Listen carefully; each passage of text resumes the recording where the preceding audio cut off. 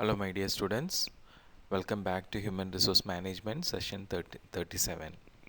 നമ്മൾ ഇന്ന് ഈ ഒരു traditional method of performance appraisal എട്ടാമത്തെ മെത്തേഡാണ് കാണുന്നത്. That is field review method. Field review മെത്തേഡിൽ എങ്ങനെയാണെന്ന് വെച്ച് കഴിഞ്ഞാൽ നമ്മുടെ ഒരു ഹ്യൂമൻ റിസോഴ്സ് ഡിപ്പാർട്ട്മെൻറ്റിൽ ഒരു ഓഫീസർ വന്നിട്ടാണ് ഈ ഫീൽഡ് റിവ്യൂ മെത്തേഡ് കണ്ടക്ട് ചെയ്യുന്നത്.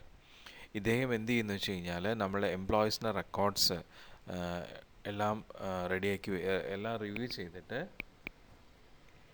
വർക്ക് പ്ലേസിൽ വന്ന് ഈ പറയുന്ന എംപ്ലോയിയും ആ എംപ്ലോയിയുടെ സൂപ്പർവൈസർ ഇവർ നിർത്തിക്കൊണ്ട് ആ എംപ്ലോയിനെ കുറിച്ചുള്ള കാര്യങ്ങൾ ഇൻ്റർവ്യൂ ചെയ്യും. ഇത് ഇൻ്റർവ്യൂ ചെയ്യുന്ന സമയത്ത് റെസ്പോണ്ട് ചെയ്യുന്നത് സൂപ്പർവൈസർ ആയിരിക്കും, എംപ്ലോയി ആയിരിക്കില്ല. അപ്പം എംപ്ലോയിയുടെ മുമ്പാകെ സൂപ്പർവൈസർ ആയിരിക്കും ഈ പറയുന്ന ഓഫീസറുടെ അടുത്ത് ആ എംപ്ലോയിനെ കുറിച്ച് ഓഫീസർ ചോദിക്കുന്ന കാര്യങ്ങളൊക്കെയും പറയുന്നത്. അപ്പോൾ ഈ ഓഫീസർ ഓൾറെഡി ഇൻ്റർവ്യൂയ്ക്ക് വേണ്ടിയിട്ട് എന്ത് ചെയ്യുന്നുണ്ട്, ക്വസ്റ്റ്യൻസ് പ്രിപ്പയർ ചെയ്ത് വെച്ചിട്ട് വരികയായിരിക്കും ചെയ്യുക. അപ്പോൾ സൂപ്പർവൈസർ എന്ത് ചെയ്യുന്നു, ആ ഓഫീസർ ചോദിക്കുന്ന രീതിയിൽ ഈ പറയുന്ന എംപ്ലോയിയുടെ level of performance, work in progress, strength, weakness, promotional potentials ഇതിനെക്കുറിച്ചൊക്കെ പറയുന്നുണ്ടാവും. ഓഫീസർ ഇതിൻ്റെ ഡീറ്റെയിൽസ് എല്ലാം നോട്ട് ചെയ്ത് ആ ഇൻ്റർവ്യൂ അങ്ങനെ കംപ്ലീറ്റ് ചെയ്യും. വൺസ് ഈ ഇൻ്റർവ്യൂ കംപ്ലീറ്റ് ചെയ്യുമ്പോൾ ആ ഉണ്ടാക്കിയിട്ടുള്ള റിപ്പോർട്ട് സൂപ്പർവൈസറുടെ അപ്രൂവൽ മേടിച്ചിട്ടാണ് നമ്മളുടെ എംപ്ലോയിയുടെ സർവീസ് റെക്കോർഡിൽ അത് പ്ലേസ് ചെയ്യുന്നത്. അപ്പം ഇവിടെ നമ്മളുടെ എംപ്ലോയിക്ക് ഈ പറയുന്ന അപ്രൈസൽ ഫോം ഫില്ലപ്പ് ചെയ്യേണ്ട ആവശ്യം വരുന്നില്ല. ഓക്കെ, അതുമാത്രമല്ല ഇത് ശരിക്കും നമുക്ക് ഒരു കമ്പാരബിൾ ഇൻഫർമേഷൻസ് നമ്മളുടെ എംപ്ലോയീസിന് കിട്ടാൻ വേണ്ടിയിട്ട് നല്ലൊരു മെത്തേഡാണ് ഈ ഫീൽഡ് റിവ്യൂ മെത്തേഡ്. ഇതിന് ഡിഫക്ട്സ് ഉണ്ട്. കാരണം ഈ HR ഡിപ്പാർട്ട്മെൻറ്റിലെ ഓഫീസർ എന്ന് പറയുന്നത് മിക്കവാറും ഔട്ട്സൈഡർ ആയിട്ടുള്ള ഒരു വ്യക്തിയായിരിക്കാം. അയാൾക്ക് ഈ പറയുന്ന എംപ്ലോയീനെ കുറിച്ചോ എംപ്ലോയിയുടെ വർക്ക് എൻവയോൺമെൻറ്റിനെ കുറിച്ചോ അറിയില്ല കൃത്യമായിട്ട്. അപ്പോൾ അതുകൊണ്ട് എംപ്ലോയിയുടെ പെർഫോമൻസ് അത് ചിലപ്പോൾ ഇഫക്റ്റ് ചെയ്യുന്നുണ്ടാവും. പിന്നെ അതുപോലെ തന്നെ ഈ പറയുന്ന ഓഫീസർക്ക് എംപ്ലോയിനെ ബിഹേവിയർ, അയാളുടെ പെർഫോമൻസ് ഒന്നും ഒബ്സർവ് ചെയ്യാനുള്ള സമയം കിട്ടുന്നില്ല, ഒബ്സർവേഷൻ ഇല്ല. ജസ്റ്റ് ഡയറക്റ്റ് സൂപ്പർവൈസറുടെ ഒപ്പീനിയൻസ് ചോദിക്കൽ മാത്രമേ ഉള്ളൂ. പിന്നെ ഈ പറയുന്ന ഓഫീസർ എത്ര കണ്ട് കമ്പീറ്റൻ്റ് ആണ്, സിൻസിയർ ആണോ, അതനുസരിച്ചിട്ടാണ് ഈ ഒരു മെത്തേഡിൻ്റെ സക്സസ് നിലകൊള്ളുന്നത്. ടൈം കൺസ്യൂമിങ്ങുമാണ്.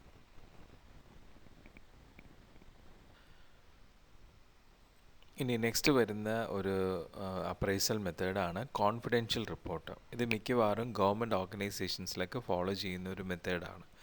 ഇവിടെ നമ്മുടെ സൂപ്പർവൈസർ അല്ലെങ്കിൽ ഇമ്മീഡിയറ്റ് സുപ്പീരിയർ അദ്ദേഹം എന്ത് ചെയ്യുന്നു, സബോർഡിനേറ്റിനെ കുറിച്ചുള്ള വളരെ കോൺഫിഡൻഷ്യൽ ആയിട്ടുള്ള റിപ്പോർട്ട് ഉണ്ടാക്കുകയാണ്. ആ റിപ്പോർട്ടിൽ ഈ സബോർഡിനേറ്റ് എത്രത്തോളം അറ്റൻഡൻസ്, അതായത് റെഗുലറാണ് ജോലിയിൽ, എത്രത്തോളം ഇനീഷ്യേറ്റീവ്സ് എടുക്കുന്നുണ്ട്, അയാളുടെ ടെക്നിക്കൽ എബിലിറ്റി എന്താണ്, എബിലിറ്റി ഫോർ റീസണിങ് അയാളുടെ എങ്ങനെയുണ്ട്, റെസ്പോൺസിബിലിറ്റി അയാൾ എത്രത്തോളം എടുക്കുന്നുണ്ട്, ലീഡർഷിപ്പ് ക്വാളിറ്റി എത്രയുണ്ട്, സെൽഫ് ഇംപ്രഷൻസ് അയാളെക്കുറിച്ചുള്ള കാര്യങ്ങൾ, അയാളുടെ എന്തൊക്കെ അച്ചീവ്മെൻറ്റ്സ് ഇതുവരെ ഉണ്ടായിട്ടുണ്ട്, എന്തൊക്കെ ഫെയിലിയേഴ്സ് ഉണ്ടായിട്ടുണ്ട്, ഇങ്ങനെയുള്ള എല്ലാ കാര്യങ്ങളും വളരെ ഡിസ്ക്രിപ്റ്റീവ് ആയിട്ടാണ് ഈ കോൺഫിഡൻഷ്യൽ റിപ്പോർട്ടിൽ സുപ്പീരിയർ ഫോം ചെയ്യുന്നത്. ഓക്കെ, സോ ഇങ്ങനെയുള്ള ഈ റിപ്പോർട്ട് ഫോം ചെയ്യുന്നത് എന്തിനാണെന്ന് വെച്ചാൽ ആ സബോർഡിനേറ്റിൻ്റെ പ്രൊമോഷനും ട്രാൻസ്ഫറിനും വേണ്ടിയിട്ടൊക്കെയുള്ള ആവശ്യങ്ങൾക്ക് വേണ്ടിയിട്ടാണ്. അതുകൊണ്ട് ഇത് വളരെ സീക്രട്ടായിട്ടും കോൺഫിഡൻഷ്യലായിട്ടുമാണ് ഈ റിപ്പോർട്ട് വയ്ക്കുന്നത്. ഇങ്ങനെയുള്ള ഈ ഒരു കോൺഫിഡൻഷ്യൽ റിപ്പോർട്ടിൻ്റെ ഡ്രോബാക്ക് എന്ന് പറഞ്ഞു കഴിഞ്ഞാൽ ഇതിനെക്കുറിച്ചുള്ള യാതൊരു ഫീഡ്ബാക്കും എംപ്ലോയീസിന് കൊടുക്കുന്നില്ല. എന്തൊക്കെയാണ് റിപ്പോർട്ടിൽ എഴുതി വച്ചിരിക്കുന്നതെന്നുള്ള കാര്യം എംപ്ലോയി അറിയുന്നില്ല. ഓക്കെ, അതുപോലെ തന്നെ ഇത് ഒരു ഇവാലുവേഷനാണ്. അത് ഒരു എംപ്ലോയിയുടെ ഡെവലപ്മെൻറ്റിന് വേണ്ടിയിട്ടായിരിക്കില്ല, ഇവാലുവേഷനാണ്, അവരുടെ പ്രൊമോഷന് വേണ്ടിയിട്ടോ അല്ലെങ്കിൽ ട്രാൻസ്ഫറിന് വേണ്ടിയിട്ടോ. പിന്നെ എംപ്ലോയി ഒരിക്കലും അയാളുടെ സ്ട്രെങ്ത് എന്താണെന്നോ വീക്ക്നെസ് എന്താണെന്നോ അറിയുന്നുമില്ല. ഇതിൽ പല വ്യത്യാസങ്ങളും വന്നേക്കാം. കാരണം ഈ സുപ്പീരിയർ എന്താണ് എഴുതുന്നത് അതാണ് അവിടെ കൺസിഡർ ചെയ്യപ്പെടുന്നത്.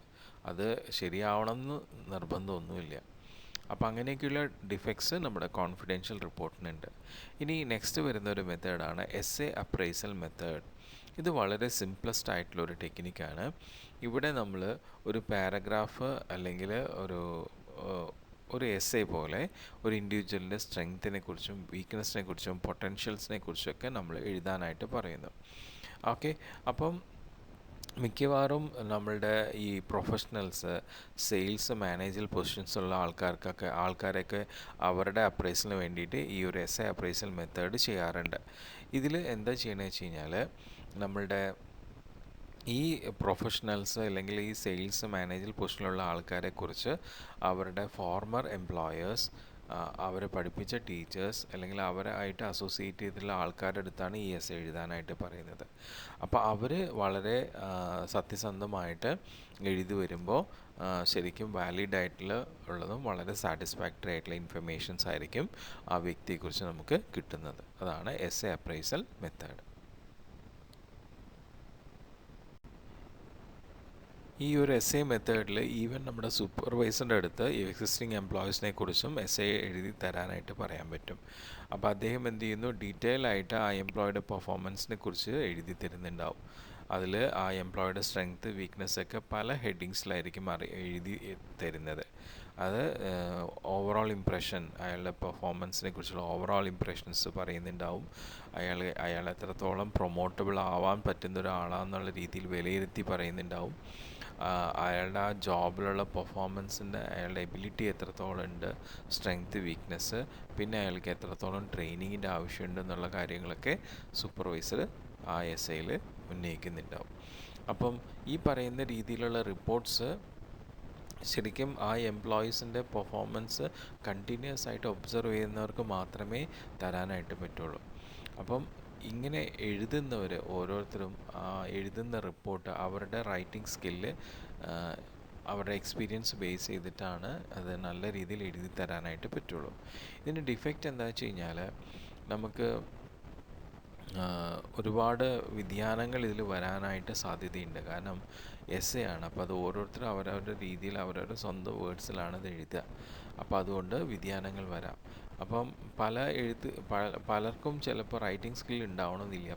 അപ്പോൾ അതുകൊണ്ട് അവർക്കൊരു കൺഫ്യൂഷൻ വരും എന്താണ് എഴുതേണ്ടതെന്നുള്ളത്. പിന്നെ ഒരു കോമൺ ആയിട്ടുള്ള ക്രൈറ്റീരിയ ഇവിടെ ഇവാലുവേഷൻ ഇല്ലാത്തതുകൊണ്ട് അതും നമുക്ക് ഭയങ്കര ബുദ്ധിമുട്ടാണ്, ടൈം കൺസ്യൂമിംഗ് ആണ്. പിന്നെ ഈ പറഞ്ഞ പോലെ പലരും എഴുതി തരുന്ന അഭിപ്രായങ്ങൾ നമുക്കതിനെ ജനറലൈസ് ചെയ്യാനായിട്ട് പറ്റില്ല, കാരണം കമ്പയർ ചെയ്യാനും പറ്റില്ല. അതൊരു ബുദ്ധിമുട്ട് ഈ ഒരു മെത്തേഡിനുണ്ട്. ഇനി നമ്മളുടെ ട്രഡീഷണൽ ഇതിൽ ലാസ്റ്റ് ഒരു മെത്തേഡ് ഇവിടെ പറയുന്നതാണ് ഗ്രൂപ്പ് അപ്രൈസൽ. ഗ്രൂപ്പ് അപ്രൈസൽ എന്ന് വെച്ചാൽ ഒരു ഗ്രൂപ്പ് ഓഫ് റേറ്റേഴ്സ് വന്നിട്ട് എന്ത് ചെയ്യുന്നു, എംപ്ലോയീസിൻ്റെ പെർഫോമൻസ് അപ്രൈസ് ചെയ്യുന്നു. അതിൽ ആ ഗ്രൂപ്പ് ഓഫ് റേറ്റേഴ്സ് എന്ന് പറയുമ്പോൾ നമ്മുടെ സൂപ്പർവൈസർ ഉണ്ടാവാം, പിന്നെ ഈ പറയുന്ന എംപ്ലോയീസായിട്ട് വളരെ ക്ലോസ് കോണ്ടാക്റ്റിലുള്ള മറ്റുള്ള സൂപ്പർവൈസേഴ്സ് ഉണ്ടാവാം, head of the department, personal expert. ഇത്രയും പേര് എന്ത് ചെയ്യുന്നു, ചില സ്റ്റാൻഡേർഡ് ആയിട്ടുള്ള പെർഫോമൻസ് ക്രൈറ്റീരിയാസ് വെച്ചുകൊണ്ട് ഒരു എംപ്ലോയിനെ എന്ത് ചെയ്യുന്നു, ഇവാലുവേറ്റ് ചെയ്യുന്നു.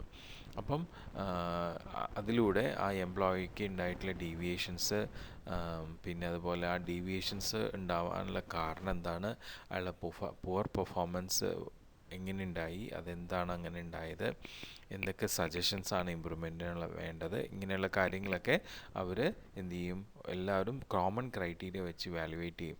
അപ്പോൾ ഇതിൽ വ്യതിയാനങ്ങൾ വരാനുള്ള സാധ്യത കുറവാണ്. അതുപോലെ നമുക്ക് കുറച്ചുകൂടി കൃത്യമായിട്ടുള്ള ഇവാലുവേഷൻ എംപ്ലോയീസിനെ കുറിച്ച് കിട്ടുകയും ചെയ്യും. അതാണ് ഗ്രൂപ്പ് അപ്രൈസൽ.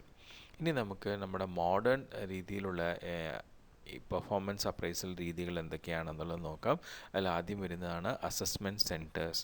ഇത് നമ്മുടെ ആദ്യമായിട്ട് ഡെവലപ്പ് ചെയ്തത് 1943 USA, UK പോലെയുള്ള കൺട്രീസിലാണ്. ഇവിടെ നമ്മൾ ഈ പറയുന്ന അപ്രൈസൽ ടെക്നിക്സ്, ഇങ്ങനെയുള്ള അപ്രൈസൽ ടെക്നിക്സ് ഉപയോഗിച്ച് എംപ്ലോയീസിനെ ഹയർ പോസ്റ്റിലേക്ക് പ്രൊമോട്ട് ചെയ്യാൻ വേണ്ടിയിട്ടാണ് ഈ അസസ്മെൻറ്റ് സെൻറ്റേഴ്സിൽ വഴിയുള്ള പെർഫോമൻസ് അപ്രൈസൽ ചെയ്തിരുന്നത്. അപ്പം ഇതിന് വേണ്ടിയിട്ട് ഒരു അസസ്മെൻറ്റ് സെൻറ്റർ ഉണ്ടാവും, ഒരു സെൻട്രൽ ലൊക്കേഷനിൽ. അപ്പോൾ അവിടേക്ക് ഒരു ഗ്രൂപ്പ് ഓഫ് എംപ്ലോയീസിന് ഒരു സമയത്തേക്ക് അയക്കും.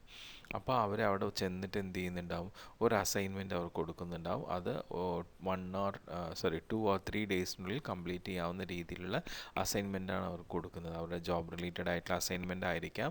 അപ്പോൾ അത് അവർ ചെയ്ത് തീർക്കുന്നതനുസരിച്ചിട്ടായിരിക്കും അവരെ എന്ത് ചെയ്യുന്നത്, അപ്രൈസൽ നടത്തുന്നത്. അതാണ് അസസ്മെൻറ്റ് സെൻറ്റേഴ്സിലുള്ള അപ്രൈസൽ.